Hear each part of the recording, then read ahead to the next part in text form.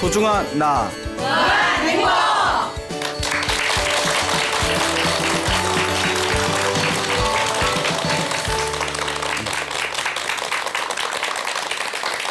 예, 만나서 반갑습니다. 예, 광우 스님이라고 합니다. 여러분들 우리가 살아가면서 이런저런 일들을 많이 겪습니다. 그렇죠? 네. 뭐 좋은 일이 생길 때도 있고, 뭐 안 좋은 일이 생길 때도 있고, 뭐 인생이 이런 건가 보다 생각될 때도 있고. 그런데 우리가 종교에 귀의한다는 거, 그리고 우리가 불교를 믿는다는 것은 어찌 보면 내 인생을 조금 더 행복하게 살기 위한 하나의 방법론이 될 수 있겠죠. 그렇잖아요. 우리가 뭐 절에 다니는 게 절에 가면 뭔가 좀 좋은 일이 더 생길 것 같고, 또 이제 부처님 오신 날에 등 하나 달면 또 괜히 우리 집안에 또 행운이 굴러 들어올 것 같고, 뭐 그런 감정들이 느껴지지 않습니까? 예. 그래서 우리 불교에서 가장 중요한 가르침의 핵심 중에 하나가 바로 인과업보입니다. 내가 지은 업은 누가 받는다?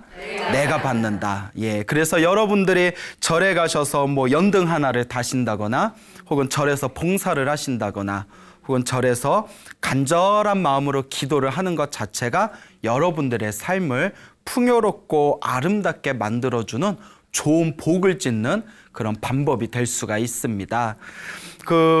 몇 년 전이었죠. 몇 년 전에 제가 어느 사찰에 머무르고 있었을 때 어느 젊은 보살님을 만난 적이 있었습니다. 이제 젊은 아가씨였는데요. 키도 훤칠하고 얼굴도 미인형이었어요. 그런데 얼굴에 미인형이었어요 하니까 여기서 할 분위기가 아닌데. 그래요. 자, 어쨌거나 굉장히 이제 미인형이었던 얼굴이 미인형인 아가씨가 절에 온 적이 있었는데 얼굴에 수심이 가득해요. 그러니까 얼굴은 예쁘장한데 얼굴에 근심과 수심이 가득한 그런 이제 젊은 아가씨가 있었는데, 절에 와서 이제 저의 뭐 법문이나 강의를 듣고 마음에 좀 움직인 바가 있었나 봐요. 그대로 이렇게 절을 좀 꾸준하게 다니더라고요. 어느 날 저와 상담을 한 적이 있었는데 제가 이런 이야기를 해줬습니다. 내 삶의 불행을 소멸하고 내 삶에 행복한 에너지를 불러일으키고 싶다면, 내 운명을 바꾸고 싶다면 다음 3가지를 기억해라. 첫째, 기도를 열심히 해라. 무엇을 열심히 해라? 기도를 열심히 해라. 기도를 열심히 해라. 두 번째, 복을 지어라. 적극적으로 복을 지어라. 여러분 복 짓는다는 표현 아시죠? 선업을 지어라. 복을 지어야 된다. 그 다음에 3번째가 제일 중요한 거, 평소에 마음을 잘 써라. 마음을 잘 써야죠. 우리 주변에 보면 뭐 일요일마다 어디 종교시설 가고 초하루 보름마다 절에 다니면서도 평상시에 마음을 잘 못 쓴다면 과연 우리의 삶에 그런 어떤 아름다운 은혜와 가피가 생길 리가 좀 어렵지 않겠습니까? 먼저 내 마음을 잘 쓰는 게 중요하겠죠. 그래서 다음 3가지, 운명을 바꾸는 법, 기도를 열심히 하고 복을 짓고 그리고 마음을 잘 써야 된다. 이걸 뭐 깔짝깔짝 몇 개월 하는 게 아니라 깔짝깔짝 몇 개월 해놓고 효과가 있네 없네 하지 말고 1년이건 3년이건 5년이건 10년이건 꾸준하게 밀고 가봐라. 그러면 분명히 주변에 좋은 일들이 생겨나게 될 것이다. 우리 역대 큰 스님들이 다 증명하신 방법이다.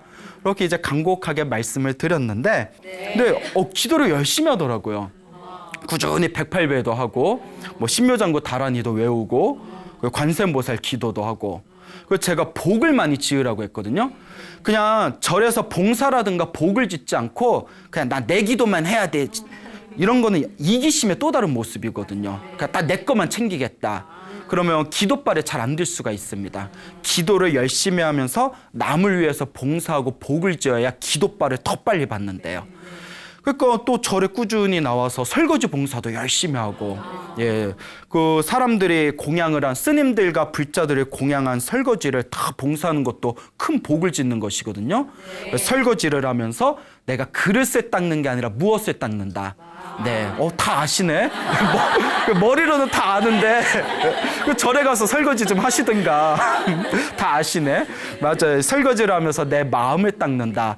내가 지은 내 전생의 업을 닦는다. 내 업의 때를 닦는다라는 마음으로 이제 설거지를 하는 것이겠죠. 그렇게 이제 설거지 봉사도 열심히 하고, 뭐 마음은 잘 썼는지 안 썼는지까지는 잘 모르겠어요. 뭐 일상생활에서 제가 뭐 따라다니면서 본 건 아니니까.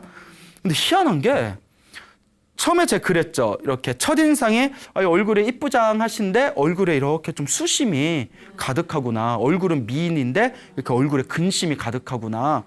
근데 그 수심, 근심, 어두운 그늘이 싹 사라지는 거예요. 얼굴이 아주 맑아지고 얼굴이 환해지는 게 눈으로 그대로 보이더라고요.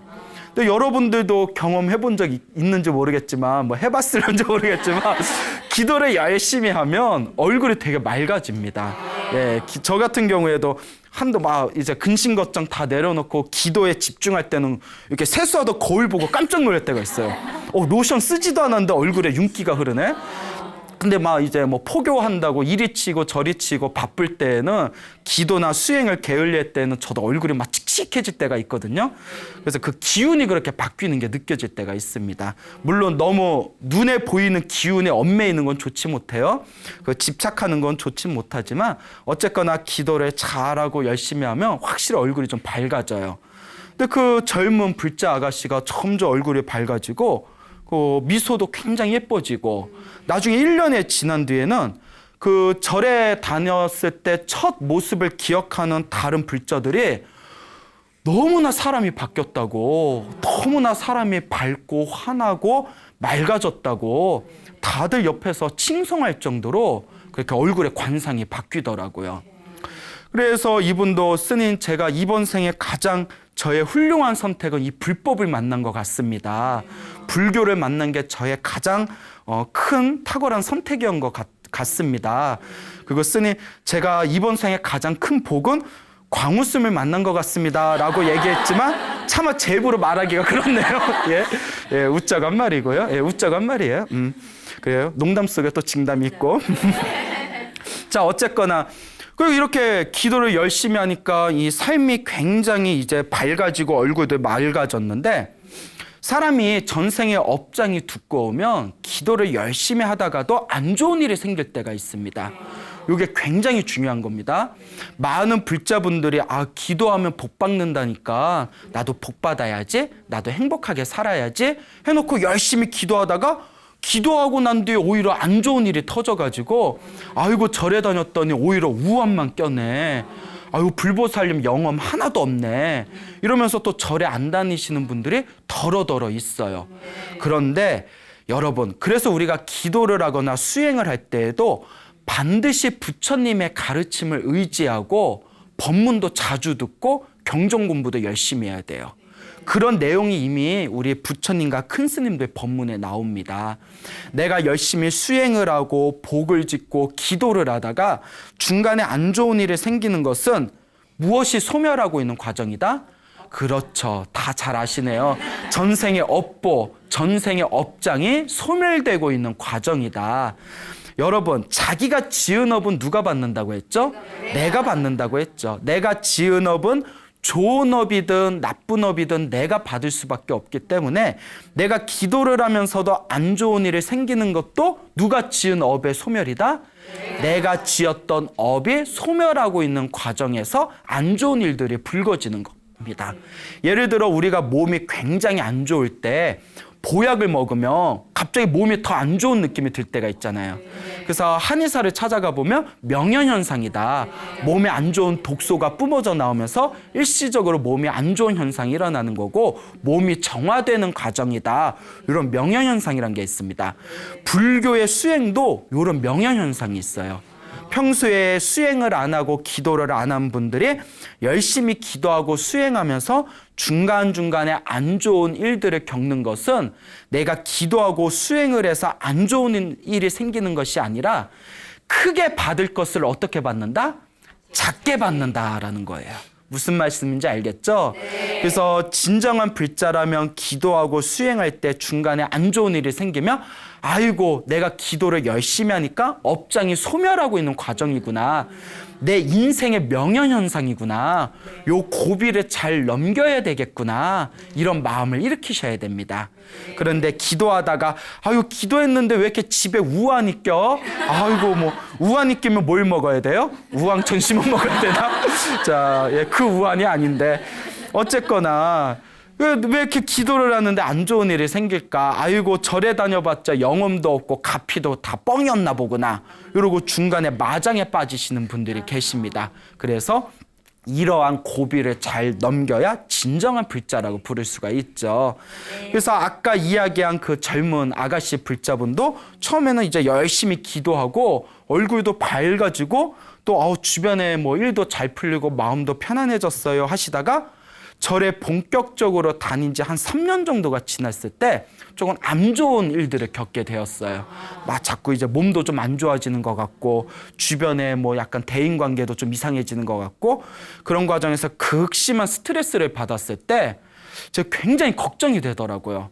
한창 열심히 기도하고 수행하는 불자님인데 중간에 이 고비나 마장을 못 넘기면 어떡하나 굉장히 걱정이 돼서 제가 이렇게 불러서 차 한잔 하면서 이러한 고비와 마장을 잘 넘겨야 된다. 전생의 업장이 소멸되는 과정이다. 지혜롭게 잘 넘기리라 믿는다. 말은 했지만 불안해 안 불안해요? 불안하죠. 그런데 그 불자가 어느 날 한동안 보이지가 않더라고요. 한동안 얼굴을 못 봤는데 저는 절에 안 나오는 줄 알았어요. 너무나 이제 한동안 얼굴을 못 봐가지고.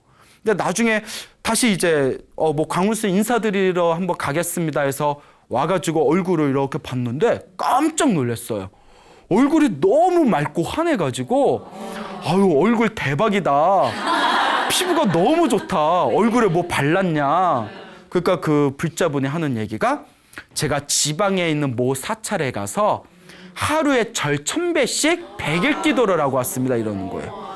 그렇게 이제 기도를 마치고 인사하겠다고 찾아왔는데 너무나 얼굴이 밝아진 모습에 무언가 이제 앞으로 좋은 일이 많이 생길 것 같다라고 이야기를 해줬더니 그렇잖아도 마음이 너무 편안하고 마음이 너무 자기가 막 몸에서 활력이 넘친다 이렇게 이야기를 하더니 그렇게 이제 몇 개월이 지나지 않아서 절에서 아주 그냥 잘생긴 남자친구도 만나고 스님 제 남자친구예요 하고 소개시켜줬는데 내가 깜짝 놀랐어요. 나보다 잘생겨서 나보다 잘생겼네. 잘생겼더라고요. 잘생긴 남자친구를 만나서 결혼도 하고 지금 아주 행복한 가정생활을 잘 꾸려나가고 있습니다.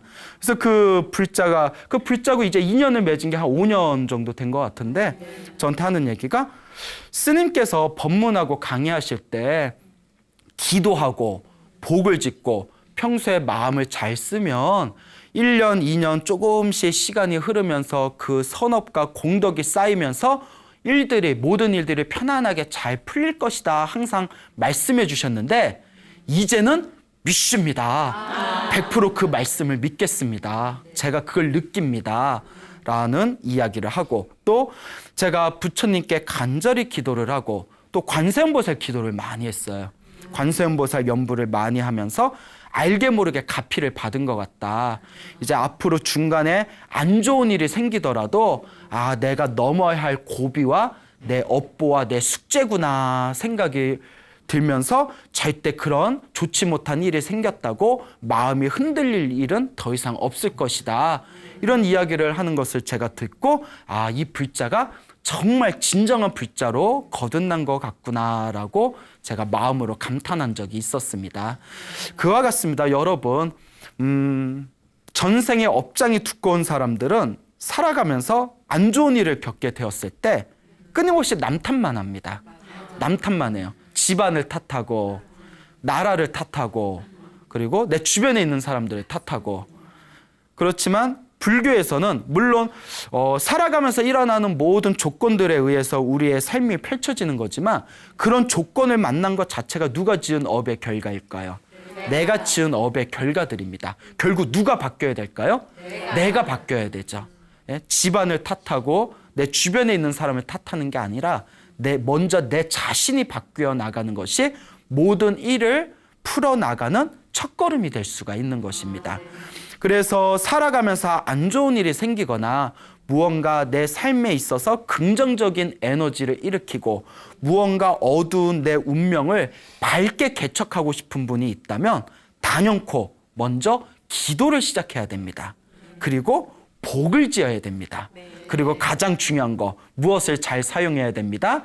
마음을 잘 사용해야 됩니다. 이 세 가지를 여러분들이 꾸준히 밀고 가신다면 분명히 여러분들의 앞에 여러분들 앞에 놓여 있는 그 운명들이 밝고 환하게 바뀌어 나가게 될 것이다. 제가 자신 있게 말씀드리고 싶습니다. 하지만 그 실천은 결국 누가 해야 된다? 자기 자신이 해야 됩니다. 그 어느 나이가 지긋하신 거사님이 계십니다. 이 거사님께서 어렸을 때 굉장히 가난한 집안에 태어났답니다. 굉장히 가난한 집안에 태어났는데 이런 이야기하면 죄송하지만 경전 부처님 말씀에 의하면 이번 생에 가난한 집안에 태어나는 것 자체가 전생에 누가 복을 짓지 않아서 내가 복을 짓지 않아서 전생에 내가 박복하기 때문에 이제 가난한 집안에 태어난다라는 그런 내용이 있죠. 가난한 집안에 태어나서 굉장히 힘들고 좀 어렵게 자라나셨다고 합니다. 그러니까 가난이 죄는 아니지만 가난이 죄가 될 수는 없죠. 하지만 가난은 죄가 아니지만 사실 우리가 우리 삶에 있어서 우리를 힘들게 하는 가장 많은 부분이 사실 가난이라고 해도 과언은 아닙니다.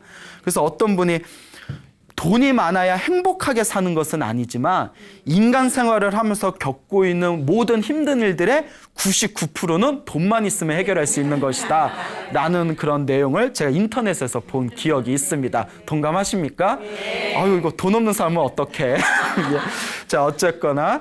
자, 그래서 그분이 이제 청년이 되고 나서 성인이 되고 나서 이제 직장을 갖게 되었고요. 또 직장 생활을 하면서 사랑하는 여자를 또 만나게 되었다고 합니다. 왜 또 우 이래서요? 사랑 좋아요? 예, 다 거품이에요. 자, 사랑하는 이제 여자를 만나게 되었는데, 근데 자기 위에 친형이 한 분 계셨는데, 친형이 세상을 갑자기 급작스러운 사고로 세상을 떠나게 되셨다고 합니다. 근데 이분이 그때 굉장히 심한 마음의 충격을 받으셨대요. 근데 그 마음의 심리적인 충격을 받은 게 시간이 지나도 회복이 되질 않는 거예요. 그러니까 삶에서 아무런 기쁨이 느껴지지 않고 자꾸 알 수 없는 깊은 외로움에 자꾸 빠져들었답니다. 이게 이제 심해지면 우울증이 되는 거죠. 형님의 어떤 갑작스러운 사고로 형님이 세상을 떠난 것에 대해서 걷잡을 수 없는 어떤 그런 정신적인 마음의 병 때문에 자꾸 외로움을 느끼고 그리고 삶의 어떤 활력이나 기쁨이 느껴지지 않고 그러다 보니까 점점 그 사랑하던 여자친구하고도 관계가 소원해졌다고 합니다. 그런데 설상가상으로 자꾸 이렇게 손가락에 뼈마디가 자꾸 아파오더래요. 그래서 왜 이렇게 손가락이 아프지? 근데 나중에는 여기 손에 혈관이 불뚝불뚝 막 솟구치고 나중에는 온몸의 관절이 다 아프더랍니다. 너무너무 몸이 아파가지고 나중에 이제 병원에 가서 진단을 받은 게 악성 류마티즘 관절염에 걸렸다는 거예요. 젊은 나이에. 아주 젊은 나이에. 아마 마음의 병이 심해서 그런 어떤 심리적인 스트레스로 그런 병에 걸리지 않았나 이렇게도 한번 의심해 볼 수가 있겠죠. 그리고 관절이 너무 아프다 보니까 다니던 직장도 그만두게 되고 또 마음에 너무나 극심한 어떤 스트레스를 받으면서 마음이 좀 어두워지고 삶에 어떤 활력이나 기쁨을 느끼지 못하면서 자연스럽게 여자친구하고도 헤어지게 됐답니다. 그거 1년 동안 엄청나게 고생을 하셨대요. 몸이 아파서. 그래서 양방 병원에 가서 뭐 주사도 맞고 독한 약도 먹었지만 전혀 효과를 볼 수가 없었고 또 이제 한방 병원에 가서 침도 맞고 보약도 먹었지만 역시 효과를 볼 수가 없었답니다. 그래서 이분이 그냥 여기저기 수소문한 끝에 무슨 뭐 민간 대체의학을 통해 가지고 가까스로 이제 몸이 나았대요. 가까스로 이제 몸을 1년 동안 엄청 고생을 하다가 관절염을 겨우 고치기는 했는데 이분이 이제 다시 새롭게 직장을 구하게 되었답니다. 그래서 이제 새로 직장 생활을 하다가 거기서 인상이 이렇게 후덕해 보이는 아가씨를 만나서 6개월 동안 또 연애를 했대요. 예, 또 연애 얘기 나오니까 또 야 이러시네. 예, 자 그래서 이제 6개월 동안 또 이제 연애를 하다가 이 여자면 되겠다 싶어서 결혼을 하게 됩니다. 6개월 만에. 6개월 만에 결혼이면 너무 빠른 거 아닙니까? 너무 빠르죠. 그런데 6개월 만에 결혼을 하고 나서 막상 결혼 생활을 해봤더니 성격이 너무 판이하게 다르더래요. 너무 맞지 않아서 거의 매일매일 부부싸움을 했답니다.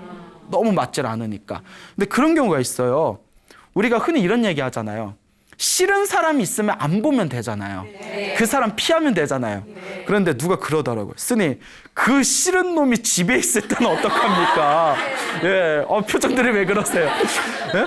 그 싫은 사람 피해서 집에 갔더니 집에 침대에 딱 누워서 리모컨 누르고 있으면 이거 어떻게 해야 됩니까? 이것도 진짜 고역일 거예요. 자, 그렇게 10년을 싸우면서 지냈대요. 10년을 그냥 지지고 볶고 싸우면서 지내다가 10년이면 오래 간 거죠. 결국 이혼을 했답니다. 10년 만에 이혼을 하게 됐는데 이혼을 한 뒤에는 너무나 몸과 마음이 지치고 극심한 우울증 비슷한 어떤 정신적인 마음의 병이 깊어진 상태였다고 합니다.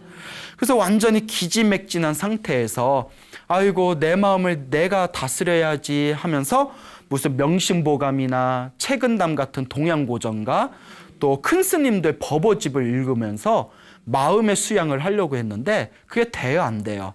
안 되더래요. 아무리 읽어도 남 얘기 같고 마음도 다스려지지가 않고 그럴 땐 소나무를 봤어야 되는데 예, 뭐 맞아요. 예. 이제 자 그래요. 자 어쨌거나 마음이 안정되어지지 않는 상태에서 이분이 어느 날 이렇게 길을 걷다가 갑자기 가슴이 꽉 조여오면서 숨을 쉴 수가 없더래요. 가슴이 답답해서 내가 왜 이러지? 왜 이러지? 막 숨이 쉬어지지 않아가지고 지금으로 말하면 일종의 공황 상태 같은 것이죠. 그리고 나중에는 이렇게 길을 10m만 걸어도 가슴에 숨이 차가지고 걸을 수가 없었더랍니다.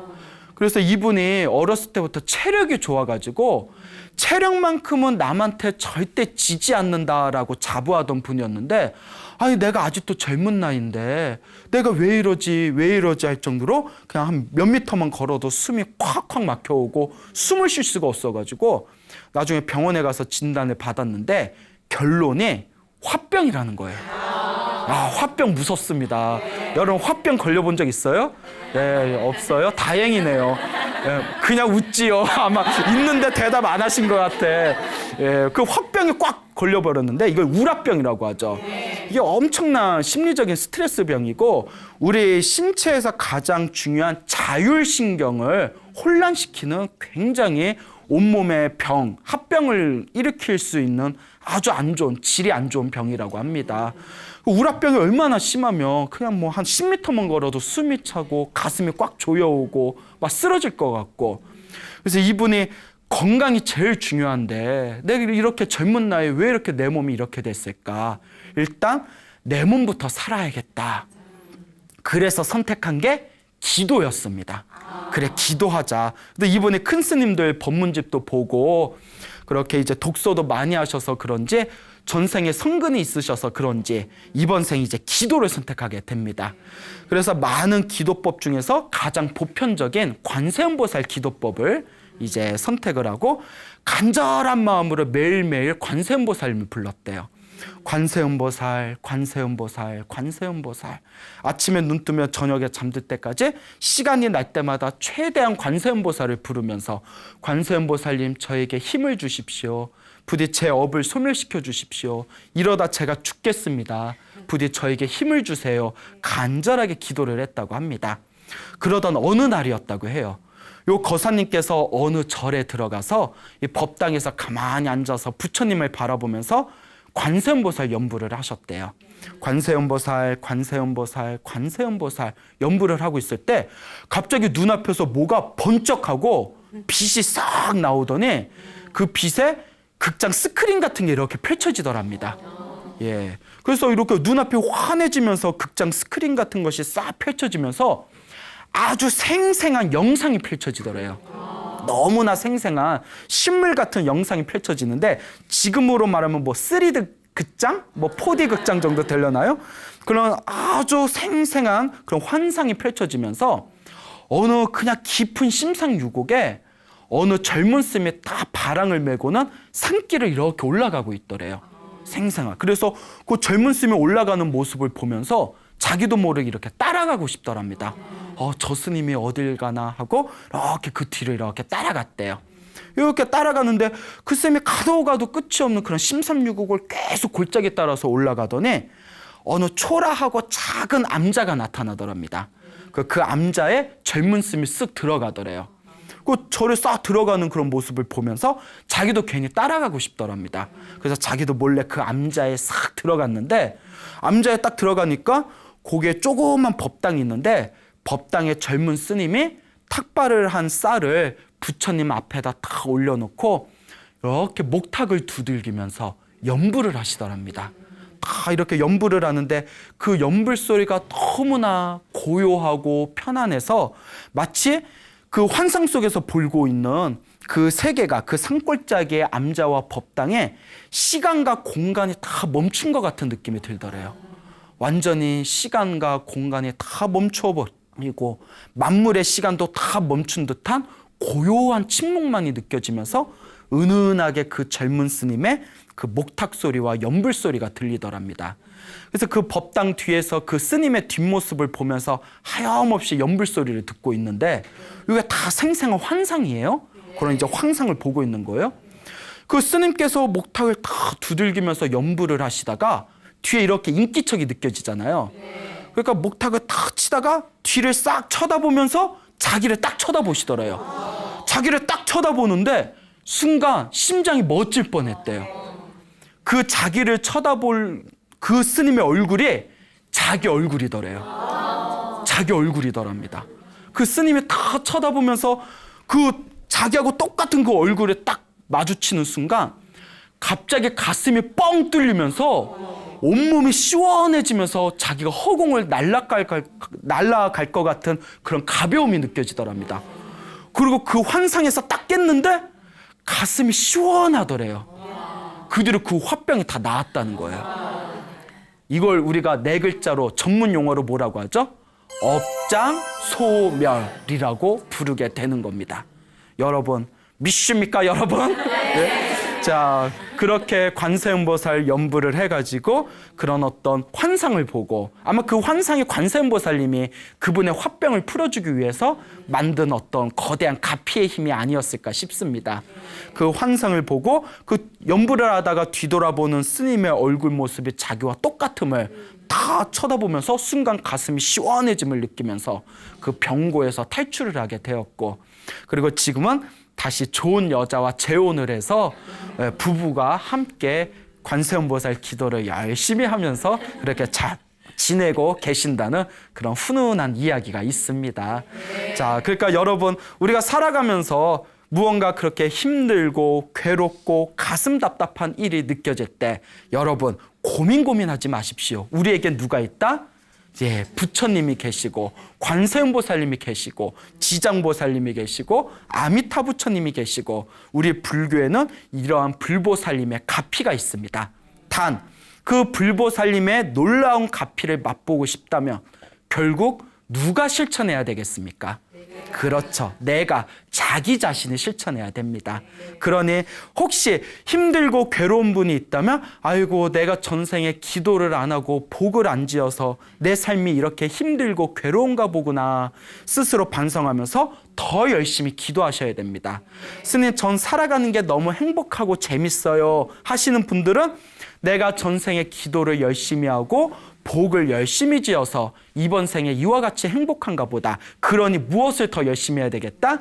기도를 열심히 하고 복을 더 열심히 지어야 되겠다. 이렇게 마음을 다스리셔야 됩니다.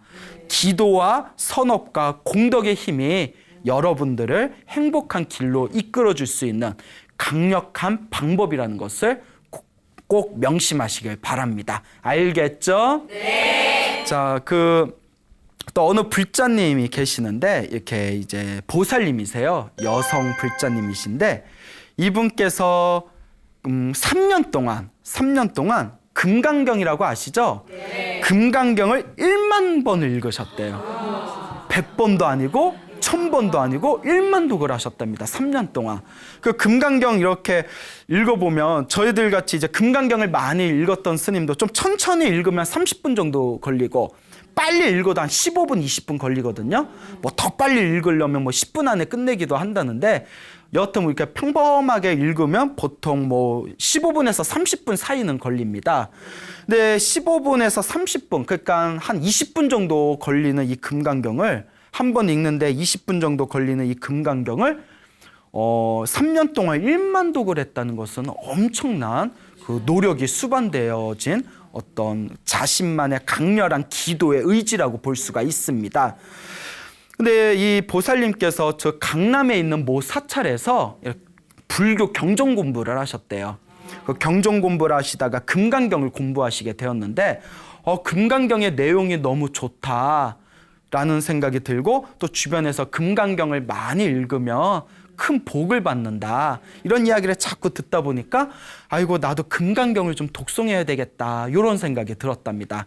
그래서 첫날에 이제부터 내가 금강경 기도를 시작해야지 하고 금강경을 딱 이제 책을 펼쳐 들고 금강경을 처음 읽었을 때 입이 굳어가지고 혀가 꼬여서 처음에는 1시간이 걸리셨대요. 처음에는 1시간이 걸리셨다고 합니다. 그러니까 많이 이제 좀 늦은 편이죠. 그래서 이제 금강경 이렇게 한 번 읽는데 1시간 걸리는데 이거 언제 다 읽나 싶었는데 이제 자꾸 읽다 보니까 이제 입이 풀리고 눈에 익다 보면 훨씬 빨리 읽혀지게 됩니다. 그래서 처음에는 21일 49일 동안 처음 한 49일 동안은 금강경을 읽는데 너무너무 몸이 피곤하고 힘들더랍니다. 그러니까 안 하던 거 하면 갑자기 힘든 거죠. 여러분 우리도 평상시에 안 하던 운동 갑자기 하면 그 다음날 막 온몸에 알배기고 쑤시고 하지 않습니까? 그러니까 안 하던 기도를 갑자기 하니까 처음에는 너무나 힘들었는데 어쨌거나 굳은 마음을 가지고 계속 기도하고 또 기도하고 남는 시간마다 틈틈이 기도를 해서 결국 3년이 안팎으로 해가지고 금강경 1만독을 모두 읽으셨다고 합니다. 자, 그런데 그분이 금강경 1만독을 다 채우고 나서 너무나 놀라운 가피와 경험을 얻으셨다고 합니다. 그래서 그분께서 얻으신 가피를 크게 3가지를 이야기하자면 첫째, 가족이 엄청나게 화목해졌대요. 가족이 화목해졌답니다. 이 보살님께서 굉장히 딸아이하고 사이가 엄청나게 안 좋았답니다. 아들이 하나 있고 딸이 있었는데 딸하고 너무너무 사이가 안 좋고 맨날 툭하면 싸워가지고 남편이 집에 오면 나는 제발 당신하고 딸하고 안 싸웠으면 좋겠다고 당신하고 딸하고 안 싸우는 모습 보는 게 소원이라고 할 정도로 딸하고 굉장히 사이가 안 좋았대요. 모녀지간에 사이가 안 좋은 경우도 있나 봐요. 뭐 전생에 뭐 업보가 있는지. 근데 어느 날 이렇게 금강경 열심히 독송하고 있을 때 갑자기 가슴이 울컥거리더니 눈에서 눈물이 주르르르 흘리더래요. 그래서 자신의 마음을 봤더니 자기가 딸하고 사이가 안 좋았지 않습니까? 가만히 금강경을 읽다가 갑자기 가슴속에서 울컥하고 솟구친 감정이 무엇이었냐면 내가 그동안 내 스스로 스트레스 받은 걸 알게 모르게 누구한테 쏟아부었구나. 딸한테 쏟아부었구나. 내가 내 스트레스 받은 거를 그 화살을 내 딸한테 그 화살을 날리고는 나는 내 딸 성격이 왜 저렇게 까칠한가. 내 딸 성격 탓만 했구나. 알고 봤더니 이게 다 누구 업이었다. 내 업이었구나 하면서 걷잡을 수 없는 딸에 대한 미안함과 그런 참회의 마음이 막 솟구쳤답니다. 그 눈물을 펑펑 흘리면서 정말 딸아 미안하다. 내가 너한테 먼저 좋지 못한 어떤 마음을 일으켰으면서 나는 네 탓만 했구나. 그리고 이러한 과정을 거치고 나서 딸아이하고 사이가 너무 좋아졌대요. 그런 어떤 마음에 어떤 그 쌓여있던 자기가 보지 못했던 딸과의 어떤 업보가 소멸되게 된 것이죠. 그리고 또 희한한 게 자기는 이제 딸하고 사이가 안 좋았지만 아들하고는 사이가 좋았답니다. 근데 남편은 딸하고는 사이가 엄청 좋았는데 아들하고는 굉장히 관계가 서먹했대요. 근데 그 부자지간에 어색한 경우도 있나 봐요. 예, 아버지 아들이 기껏 보면 하는 얘기가 밥 묵었냐? 예, 그 끝이에요. 예, 그런 경우가 있잖아요.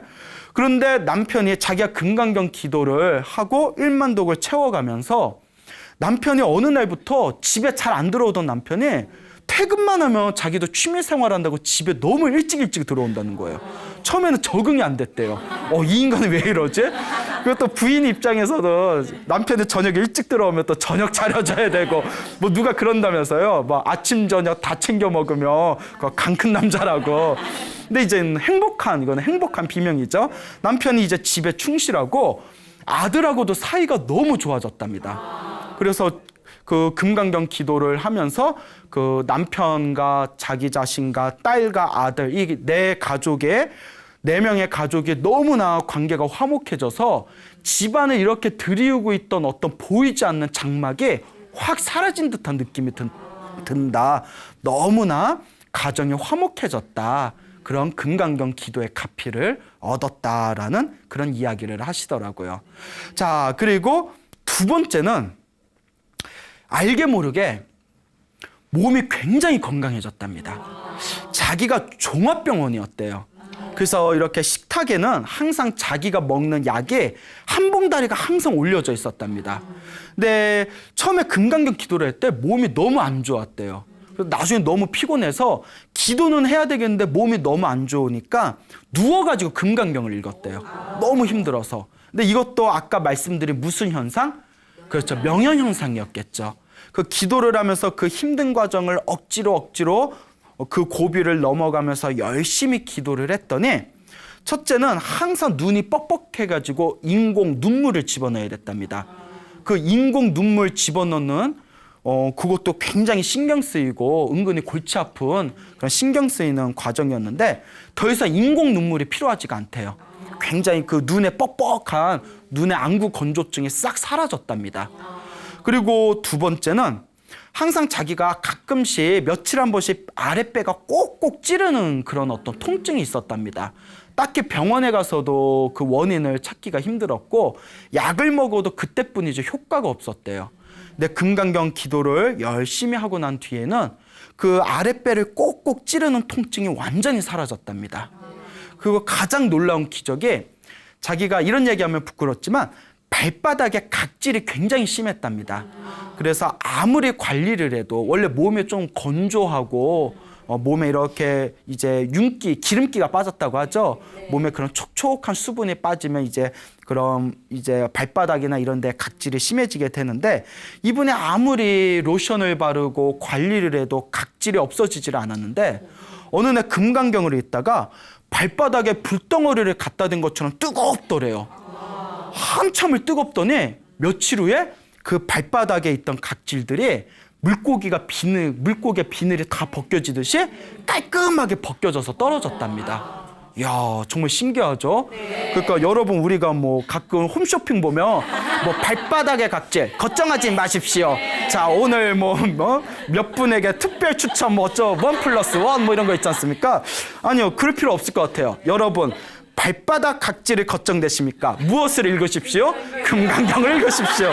뭐 이렇게 또 광고를 하는 방법도 뭐 안 되면 말고 어차피 그분은 그런 체험을 하셨답니다. 뭐 사람마다 체험이 다 다르기 때문에 자, 어쨌거나 그렇게 발바닥의 각질도 다 떨어져 나가고 몸이 많이 건강해지셨다고 합니다.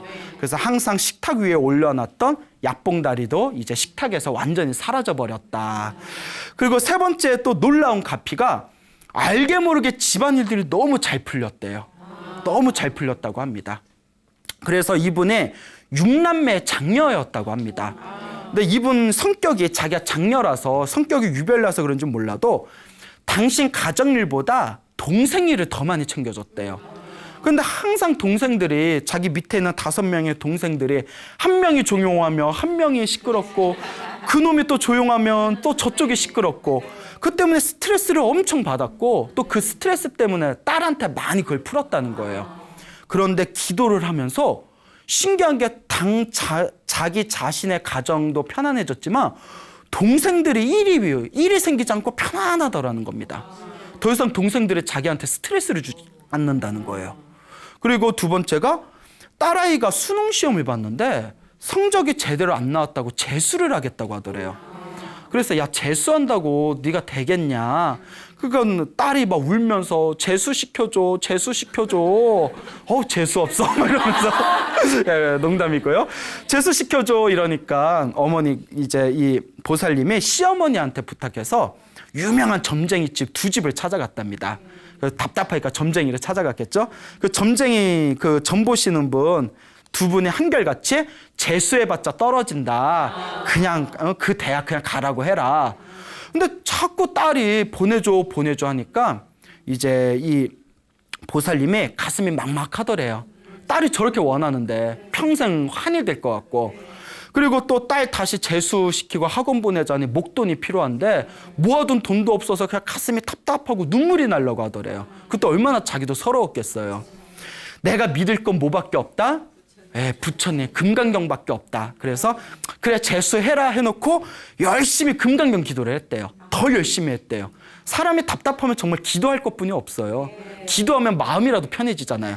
그런데 남편이 그 회사에서 일을 잘했다고 갑자기 성과금을 받아왔대요. 그 성과금 목돈을 받아와서 급한 급전은 해결이 됐고, 그리고 희한한 게 그 1년 후에 이제 딸이 시험을 봤는데 꿈에서 자기가 대통령의 단성이 돼가지고 취임식에 가는 꿈을 꿨대요. 그리고 딸이 원하는 대학에 당당하게 합격을 했답니다. 아이고 그 점쟁이 말들 들었으면 어쩔 뻔했어. 예. 그래서 딸이 지금 원하는 대학에 잘 다닌다고 합니다. 그리고 남편도 그 좋은 일이 생기면 나쁜 일이 생긴다고 하듯이 남편이 이렇게 좋은 일이 생기는 과정에서 별로 돈도 안 되고 별로 원하지 않는 힘든 부서로 옮겨지게 되었대요. 그때도 이 보살님이 아유 다 우리 업보지 하면서 금강경을 열심히 독송을 했는데 그렇게 얼마 지나지 않아서 남편이 자기가 정말 원하는 부서로 다시 이동하게 되었다. 또 이런 이야기를 하면서 알게 모르게 금강경 1만독을 하고 나서 집안일들이 너무나 잘 풀렸다라는 그런 어떤 신앙, 신행 생활에 그런 어떤 증언을 하신 적이 있습니다.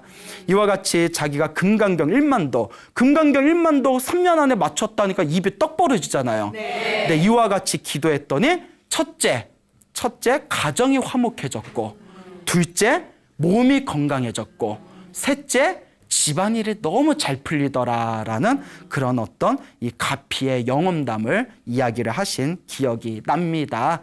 이와 같습니다. 여러분, 우리가 열심히 기도하고 복을 짓고 이렇게 마음을 잘 사용하게 되면 지금 당장에는 효과가 없는 것 같아도 그 공덕과 복과 선업이 쌓이게 되면 분명히 내 운명을 밝고 환하게 이끌어주는 강력한 불보살님의 가피를 분명히 느끼실 수가 있을 겁니다.